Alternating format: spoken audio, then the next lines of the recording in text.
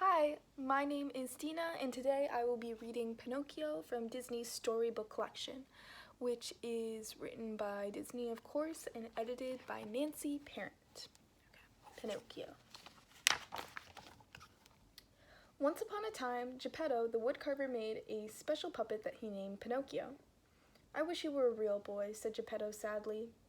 That night, the Blue Fairy came to Geppetto's workshop. "Good Geppetto," she said, "you have made others so happy, you deserve to have your wish come true." Smiling, the Blue Fairy touched the puppet gently with her wand. "Little puppet made of pine, wake.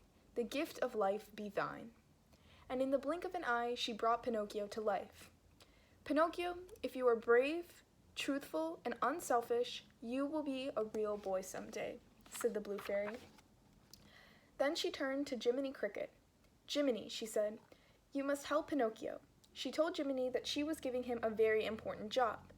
He must be Pinocchio's conscience, keeper of the knowledge of right and wrong.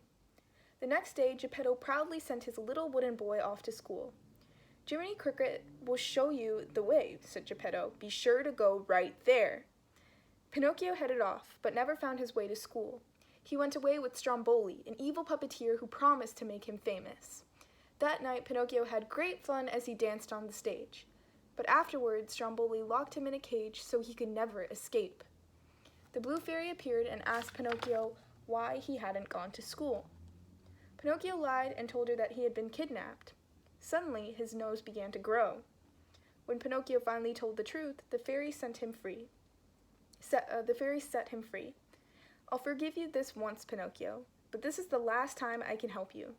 Remember, a boy who won't be good might just as well be made of wood." The next day, Pinocchio met a man who drove a stagecoach pulled by a team of sad little donkeys. "Come with us to Pleasure Island," said the coachman. The stagecoach was full of noisy boys. They were laughing and talking all at once. Pinocchio thought it looked like fun. "Don't go, Pinocchio!" cried Jiminy Cricket. But still, Pinocchio climbed aboard, ready for adventure. On Pleasure Island, Pinocchio and the other boys ran wild and stuffed themselves with sweets. But Pinocchio's fun did not last long. All of a sudden, he began to grow donkey ears and a tail. Pinocchio was frightened. He and Jiminy Cricket ran for their lives away from Pleasure Island. But when the two returned home, Geppetto was gone. Pinocchio was very upset. Where could Geppetto be? A dove suddenly appeared with a note from Geppetto. The note said he had gone to sea to look for Pinocchio and had been swallowed by a whale.